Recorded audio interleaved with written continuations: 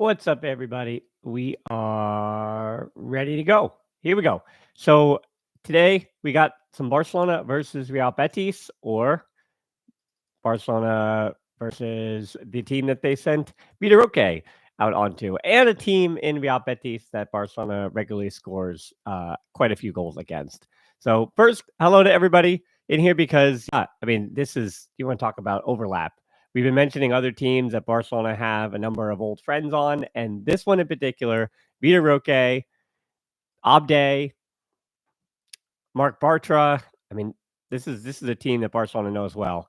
Rui Silva, they've played a ton of times. Of course, Sergi Altamira. Yeah, Sergi Altamira. Maybe Real Betis. He's one of their young players that they're trying to put out there. The game starts at 10:15 East Coast time. So in 27 minutes, it gets started. Marcus. Lo Celso's having a good year, and then Chimi Avila. Chimi Avila has been starting out in there on the wide. And then Mateo Flores is another one of Real Betis' young players. So to let people know, I am planning on upgrading in terms of like having a little more graphics on the screen, all those different things. Hey, Marcus. Yeah, from Atlanta, Georgia. There you go. Yeah. So you're East Coast time too.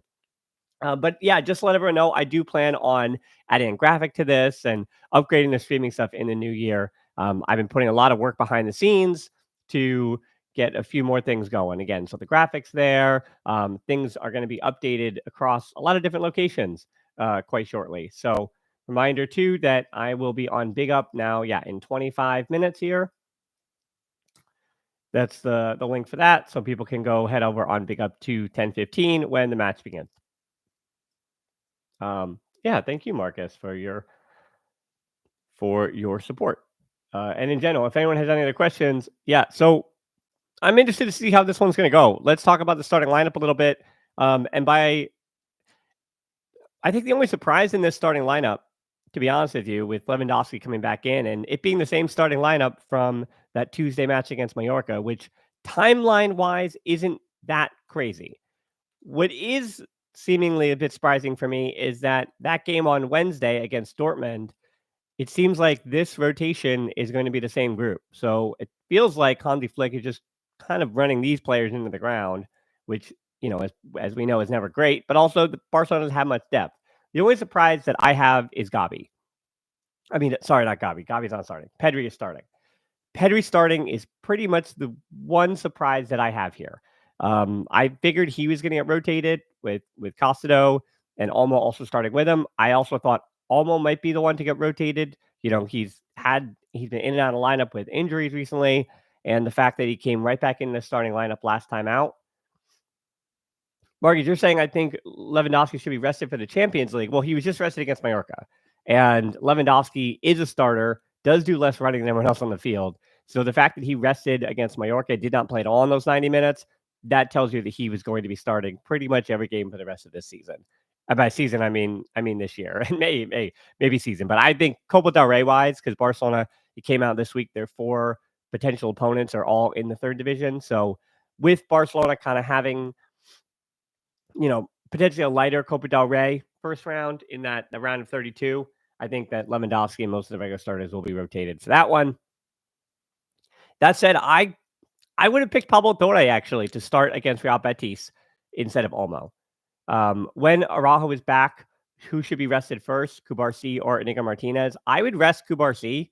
He's, broken his face this year. He's had just a ton of different ups and downs. Cubarsí, not downs in terms of performances, but I mean like breaking his face and all those things this season. So also bringing Araujo back, I think, as the right-sided center back with a left-footed center back next to him in Inigo Martinez, I think is the best way to kind of bring Araujo back into this. And I also think the leadership that Inigo Martinez brings at the back for that high line, if you're going to throw Inigo Martinez back in, we're also looking at what match you're throwing him back into. It seems like he will be back. Hello, Midway. It seems like he will be back for the Barcelona versus Leganés game on Sunday the 15th.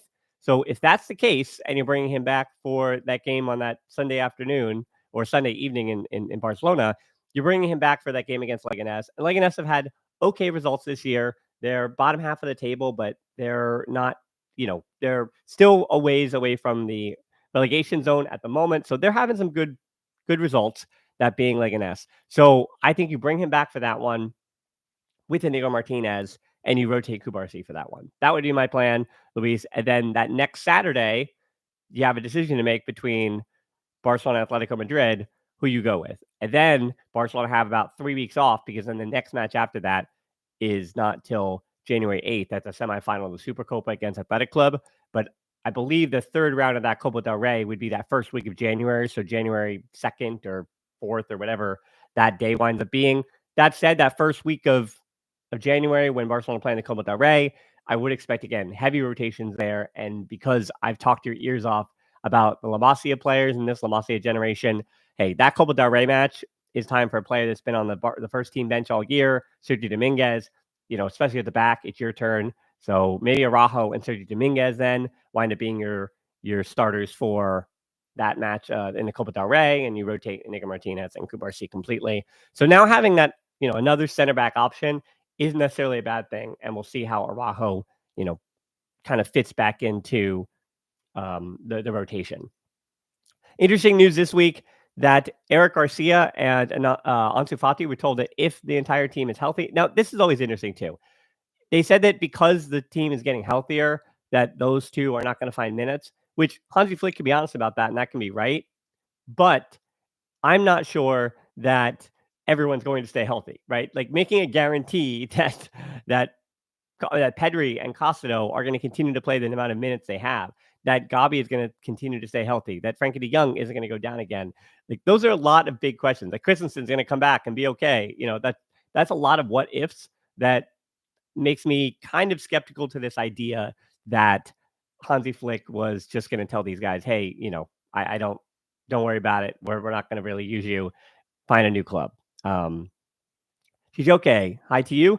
Luis, I agree with 3 of your picks. I would want to see Cuenca, Darvic, and Kim Junet in that first Copa game. I think that those are 3 really good picks, along with Guillermo. The only tough thing is that you can't throw too many of the youngsters on at the same time. So I think Darvic, I would start him on the bench. Kim Junet, I would start him on the bench. And I would start the Fernandez cousins. I think Guillermo and Tony Fernandez are closer to the first team than the 3 names you mentioned, Luis. So I would start with Tony Fernandez on the right in place of Lamine Yamal, and then Guillermo as the 10 in place of, I don't know actually, because Guillermo's tough. I said the 10s, there's just too many 10s. Kim Jeanette will play on the left wing. Oh, thanks, TJ. So Pablo Torre and Pau Victor are definitely starting that match, right? So but it's probably Ferran Torres starting as the 9, and then Pau Victor starts on the left. I don't know. That's what I mean. Like there's enough depth now in the first team that you don't necessarily have to have a Copa del Rey match that's just full of young players. What's up with the Pau Preem renewal? By the way, we got told it was done, but nothing more since then. I guess it's more likely to do with FFP, but he's an athletic player, so surely it wouldn't hurt that much. Yeah, the renewal might be done, but they just may not have signed it yet. There might still be details at the very end that they're going through. So yeah, I mean, listen, once a renewal like that is verbally agreed upon for a player that's been at the club since the academy level, and you stop hearing any links with any other clubs like that, I just kind of expect that it'll get done at some point. Maybe it'll potentially be done, in that little break there. So yeah, I'm not too worried about it. Because the FFP for Barca Athletic is still just fine. They can still, I believe they still have room in their budget to, and by there I mean like the club's total budget, but the numbers are so low. You're talking like less than $1 million per player. So Pau Preem is, I think his renewal is 18 now. So his renewal is likely it would jump him up to maybe 1 million or something like that. Per season. So I don't know. I'm just asking because I feel like Pau Preem is good enough to be a Costello backup as the deepest midfielder. I don't think he's ready yet. I don't think Pau Preem is just at the level at the moment where you'd start him, not even start him, but where he would even be getting experience off the bench. Like Eric Garcia, Christensen, those are really the backup center back. Defensive midfielders at the moment. Well, not even, because De Jong is there, Gabi is there. There's just too many quote Casado backups. Like right now, Gabi is the Casado backup. De Jong is the Casado backup.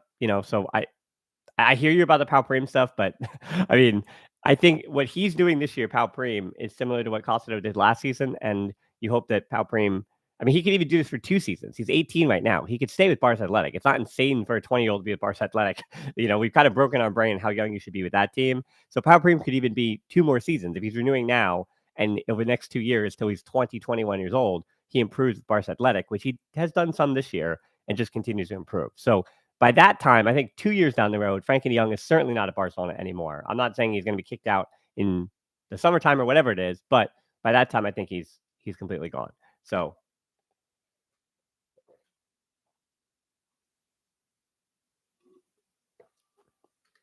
let me see. Alex, Colgan, you're asking first. Do you think Flick is prioritizing this game over Champions League? Really can't afford to drop the Liga points anymore. But is there some leeway? Sorry, I got a little. It's cold here in the U.S. I got a little sniffle. Do you think Flick is prioritizing this game over Champions League? Really can't afford to drop the Liga points anymore, but there is some leeway for Champions League, even though we want to win those. Yeah, I'm a bit confused by this one. With not to say Flick prioritizing, but I think there's Barca's on this like tightrope right now with everything, right? They had that really good October, getting them results against Bayern Munich, getting the results against Real Madrid, put them on the path. Where I'd said over the last month that by winning the matches in October that they did, having such a good October, they gave themselves some cushion. Now, in terms of the standings, Barcelona are now technically they're going to be trailing. Well, no, technically not. They're not trailing Real Madrid because Real Madrid failed to get a result in the last time out. So that Athletic, right? I'm considering that Athletic match. So yeah, in the case of, well, now say hold on, let me just check this out. I'm trying to remember. Brain's not working this morning. Right, that's right. On Wednesday, losing to Athletic Club. To that point, John, I didn't get a chance to watch that match. That's why, like, I'm not even remembering it. So, Athletic Club did Barcelona a big favor there by beating Real Madrid. I mean, giving them a loss, their second loss of the season, I should say. So now Barcelona is still on pace to be up by 1 in the league table, which I think that is what makes rotation a little bit more interesting. Luis, you're adding to this. We just need 4 points out of 9 to classify directly in the Champions League. It makes sense. Flick wants to prioritize the Liga. Yes, Luis, but the matches that Barcelona have upcoming in the Champions League are not easy. It's Borussia Dortmund, it's Benfica, and it's Atlanta. So I think it's a bit risky. Like those are all 3 pretty solid teams, and I don't take that lightly. Benfica's handed Barcelona some bad results in recent seasons. Also, historically, 1961. I have not forgotten what Benfica did to Barcelona, denied them the first Champions League for 31 years. Prior to that, then 86, obviously, they got to the final also against Steaua Bucharest, but didn't work out then either. But anyway, with Dortmund, Benfica, and Atlanta, I mean, I think it is still as good as those sides are. Chijoke, this match starts at the 15, so 15 after the hour, so 14 minutes from now. And I'm going to start to have the time of when the match starts here on this graphic. I know I still don't have a lot of people in this in this live stream, but the plan is for the new year again to have graphics here, and I do have a bunch of upgrades that I'm planning on, even potentially the camera, the things like that. So there's investment coming in through the in the winter break that I plan on. I'm really getting everything working out here. But anyway, yeah, between Dortmund and Benfica and Atlanta, 4 points out of 9 isn't that insane. To get a win and a draw from that, I don't think that's crazy. Luis, why do you change the live stream to Big Up? Because I have a deal with Big Up for those watch-alongs. So I work out with them. I mean, let's put it this way. This live stream on YouTube, everybody knows I'm always a little honest here. This live stream on YouTube, I'm doing basically to hype everybody up for the match out of the goodness of my heart. But this doesn't really help me, if that makes sense, So Big Up does though. I work with them. I have a deal with them. So I like to do it there. Also, we have the tactics board over there as well. So I do like to use the tactics board, and they have other stuff that they are testing as well behind the scenes to improve the watch along experience. So other than the tactics board, Luis, there's some other fun stuff that they've got coming down the pipe that I'm excited to be using with them. And I was one of the first to kind of sign on with them, and I'm excited for what that could be. In theory, that they're hoping that becomes like basically a Twitch for people who are watching football or soccer content. So that's the reason behind that. Alex, you're asking, hi Dan, do you think Frankie DeYoung will be used as a 10 more often? I think that would happen in late game situations, but again, when I go with the depth, when you speak about the depth, I think that really only happened when you look at the rotation because Pablo Torre started that last match. No, he did not start that last match. Who did start that last match? Gosh, my brain is not working this morning. Y'all can help me out here. But I think it would just wind up being late on that Frankie DeYoung made sense to be high on the press there.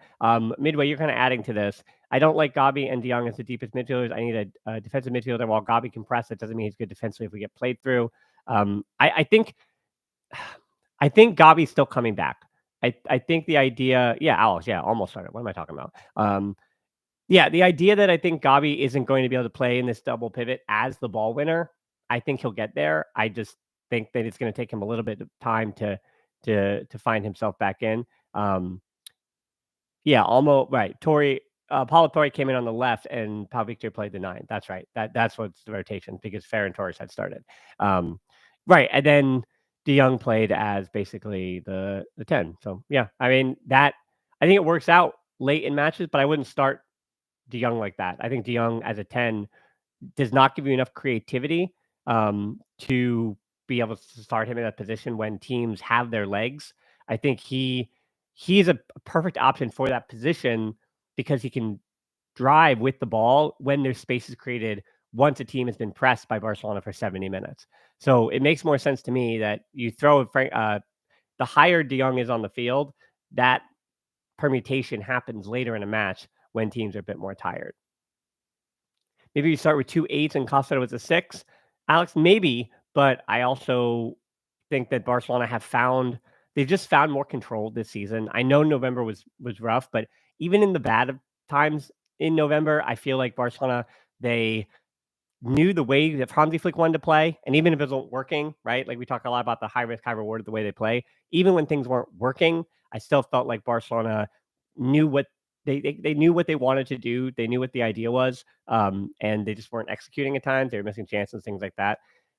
Sammy, goal by Ta in the Leverkusen match. I'm excited by the idea of him joining.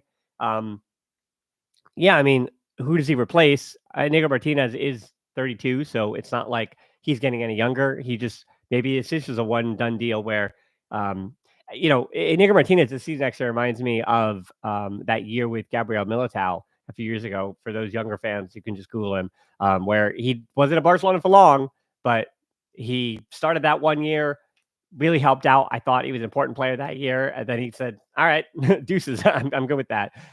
So kind of reminds me of that situation. Chijoke, who do you feel could be survived if injured for 3 months in our front line? Who do you think the club could survive if they were injured for 3 months? I'm not sure. Like Lewandowski, Lamine Yamal, and Rafinha are all completely irreplaceable this season.